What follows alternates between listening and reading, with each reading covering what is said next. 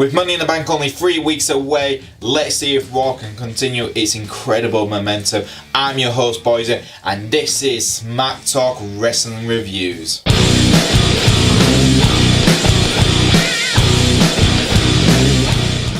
Bloody hell, the opening segment started not with Kurt Angle or with Stephanie McMahon. It started with a superstar whose name isn't Roman Reigns. It was Braun Strowman kicking off the show, and what a way to kick off the show. Pretty much Braun Strowman stated he's going to beat everyone in the Money in the Bank suitcase match, which, let's be honest, it's gonna probably happen. He is booked as a monster, and he is the monster among men, and he claimed to be the monster in the bank, which was quite awesome. He called out everyone, Kevin Owens, Finn Balor, everyone, and that caused Finn Balor to come out and pretty much state, look big guy, I can have you, I know I can have you. And there's going to be 6 other men in that match, and he slapped Braun Strowman in the face. Braun chucked him, and that was an awesome starting segment because Kurt Angle pretty much came out and went, we're going to have a match again, you two take each other on once again. So for me, strong segment to start off the show, so I'm going to give this a good 6 out of 10. Even though the opening segment was a good start to the show, it just felt same old again because we had Finn Balor taking on Braun Strowman. Don't get me wrong, writers, it's a good match you had last week, but we don't need to see it once again. It once is good enough. Give it a few months and let them fight again. That's how you should work it. But it just felt like, oh, we had Lightning in, a really good match. Let's do it again. But they tried to change up a little bit by having Kevin Owens on commentating. And of course, Kevin Owens is hilarious. To pretty much saying to Michael Cole and Coach, they must have Braun Strowman t-shirts under their suits because every other sentence was how good Braun Strowman is. Excellent. Even Kevin Owens got onto the mic itself during the match to big up Braun and Finn every time they were in control of the match, which was great. It was funny and it was hilarious. The match itself was not as good as what we got last week. Last week's match was better, but the match ended in DQ because Kevin Owens attacked Finn Balor when he was on the top of the apron, about to get the win, and no, KO got involved, attacked Braun and Finn with ladders, and then Braun got back up, picked up the ladders and threw them at Kevin Owens. Kevin Owens tried to get out of that arena as soon as possible, but for me, bit too much of the same. Kevin Owens did add a little bit to it, so I'm going to give this a good 5 out of 10. Our next part of the show was Elias doing his awesome Elias Concert, and now I've got to give him credit. His heel bit is absolutely brilliant. It gets the crowd invested in how much they hate him and still do all the catchphrases he does. It's brilliant. I love it. Seth Rollins came out to interrupt him so him and Jinder Mahal could have their Intercontinental Championship match, which was brilliant because you could tell it annoyed Elias even more because the crowd were booing him, and then Seth comes out, fantastic. But I've got to say this, the Jinder Mahal and Seth Rollins Intercontinental match was probably Seth's weakest title defense. Very weak. Jinder used the chair, which was okay, heel tactics. Seth used the chair to beat the crap out of Jinder. Very odd booking. Seth's been very dominant, and now he had to resort to using a chair. Made no sense in my opinion on that one. And then after Seth was celebrating beating Jinder by DQ, Elias came back out and attacked him with his guitar. Very odd booking. Not weakest match other than that for Seth's title defense, I've got to say, Seth, but still one of the best matches because Seth was very much high sprung. I've got to say that. I'm going to give this a 5 out of 10 because I'm looking forward to Elias versus Seth, but the Jinder Mahal bit, the match with Jinder, was just poor. Next up we had Nia Jax promo / exhibition match with a local talent, and we also had Ronda Rousey on commentary, and this is for me the weakest part of the show, guys, mainly because, let's be honest, Ronda is crap on the mic. They've turned Nia heel too soon after she's just won the Raw Women's title as a babyface, overcoming bullying. It just makes no sense yet, and yet they're just throwing this at us as we're just like, what? That was the quickest turn in history. What the hell? The Big Show would be proud of Nia Jax's turn, and it just makes no sense. And I don't understand the big hype over Ronda when her mic skills are so weak right now. And Michael Cole and Coach were really throwing some easy balls for her to try and just get some good comment. And again, these simple things like commentating, in-ring presence, they are important to a wrestler, and yet Ronda Rousey doesn't have those skills yet, and it's very, very much showing. So I'm giving this segment a 3 out of 10. It was very weak because of Ronda and how they're booking Nia. Next up, we had the Raw Tag Team Champions, Woken, Matt Hardy and Bray Wyatt, taking on the Ascension.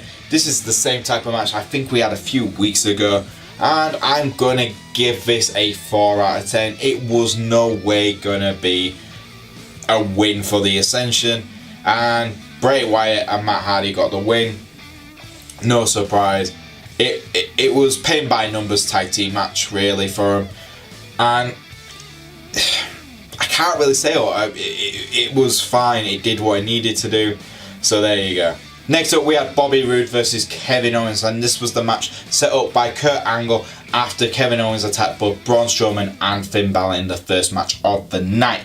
And for me, this was a pain by numbers four-way match for both men. I've said that twice now, that it's pain by numbers, but it really was. It just felt like there's nothing for it. They don't really like each other, so there we go.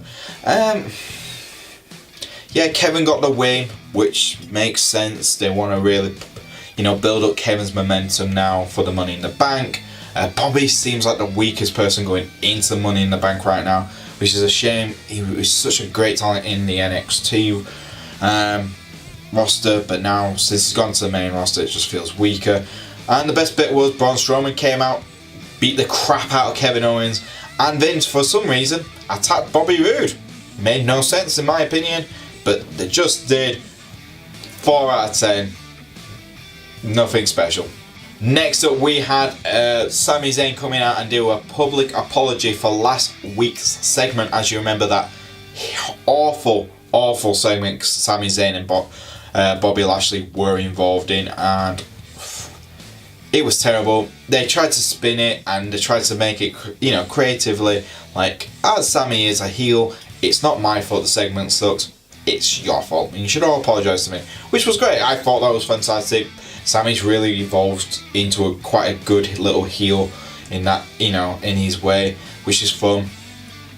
And I think he did actually, when he was apologising for the segment, I think a bit of him was like, yeah, I am actually legitimately sorry for how bad the writers give me for this segment, so I do apologise for that. But yeah, Bobby Lashley came out, smiled, joked, and Sami said, I'm just going to kick you in the face at Money in the Bank. And Bobby went, okay, we'll have a match at Money in the Bank.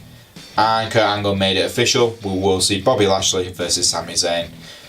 Nothing really special in this segment. I'm not going to give it a mark because it just was there to create a match for Money in the Bank. Next up, we had Chad Gable versus Drew McIntyre. Wow, Chad Gable's really gone downhill since going to Raw. I think he's legitimately lost nearly 90% of his matches. I think he's won one match, and that was, I think, Jinder Mahal, and then Jinder beat him, and then Dolph beat him, and now Drew's beating him. It's not a good pattern for Chad Gable, is it? A prospect like his talent, and yeah, you can see who's pulling the strings, Vincey. You can tell, he's not a big guy, no, he's gonna get beaten up by all the big ones. Okay, Vince, that makes sense. He's a very talented wrestler, but yeah, we'll bury him to everyone. Makes sense. I'm gonna give us a 4 out of 10. Drew was good in it. Chad was really good at selling, and Dolph Ziggler was in the corner. Yeah, and our next promo of the night, which was the best part of Raw for me throughout the whole show, was the B Team. Curtis Axel and Bo Dallas has somehow struck gold. It's like the same level of gold as Breezangle's Fashion Police. It just somehow works. Kurt Angle says you can't just bypass everyone. You've just won 2 matches. And they went, yeah, but we're undefeated. And they went, yeah, but you can't just do that. I mean, they went, I know what he means. And you could, Curtis Axel was just there talking to Bo like Kurt Angle wasn't there. Like, oh, Kurt Angle's a jerk. He's just not giving us the opportunity. Like a teenager, like an angry teenager, which was brilliant. And it was just like, oh, Bo went, we're going to have a barbecue. We're going to invite all the tag teams and they're going to just love us for it. So they're going to allow us to have that opportunity to take on for the Raw Tag Team titles. No, of course that didn't happen. They had the barbecue. They got into a food fight. Kurt Angle pulled them to the side, told them off for this. And they went, we're going to have a battle. We're going to have a battle royale. Tag team battle royale. Winning team gets to take on Bray and Matt for the Raw Tag Team titles. I think this is great. I think the B Team should win and be able to challenge for the Raw Tag Team titles because they are legitimately the best bit about Raw this last few weeks. And this moves us on to the final part of the show, the Gauntlet Match, the final qualification match for the women's Money in the Bank ladder match. And we started off with Bayley versus Liv Morgan. Bayley literally took Bayley to belly. Liv was out. Then we had Sarah Logan take on Bayley. Bayley, bit longer with Bayley in this match. Bayley did get the win. Then we had Ruby Riott come out, but both Sarah Logan and Liv Morgan attacked Bayley. This caused Bayley to be severely weakened. Ruby got the win. Ruby then took on Dana Brooke. Of course, Dana Brooke lost. That caused then the hometown favourite Mickie James to come out, who's a heel, but somehow got the biggest pop of the night. Then she beat also Mickie James, did Ruby Riott, which was fine. And then it was Sasha Banks versus Ruby Riott in a very weird type of match. Sasha was the freshest one out of them all, and Ruby had been, pushed to the limits by, Mickie James, Bayley for a little bit, and not Dana Brooke, but 2 competitors, and yet Sasha seemed to be the weaker one out of the 2 for some strange reason. Sasha did get the win, and yeah, Sasha Banks has been added to the Women's Money in the Bank match. For a Gauntlet match, it was quite poor. You can definitely see how WWE rank these women in this Gauntlet match. Sasha is definitely the strongest one. Surprisingly, I thought they would have put Bayley and Banks, but no. So that's a bit of a shame, because I really would have enjoyed to see that. And that's it. I'll give this a 6 out of 10. And there you go, guys. That is Raw for this week. What do I think? I think it was a very weak episode, and I think a lot of it was very poor. I think the strongest part was Seth Rollins and Elias is gonna be feud, and I think the weakest part was definitely Ronda Rousey and Nia Jax. The show itself, I'm gonna give it a 5 out of 10. Mediocre, fine, it will do. But yeah, there you go, guys. If you do like this video, please like, subscribe, and press the notification button. If you want to follow the channel itself on Twitter, you can at Smack Talk YouTube. You can follow me on Twitter if you want as well, at Boise88. And I'll see you guys next time on Smack Talk Wrestling Reviews.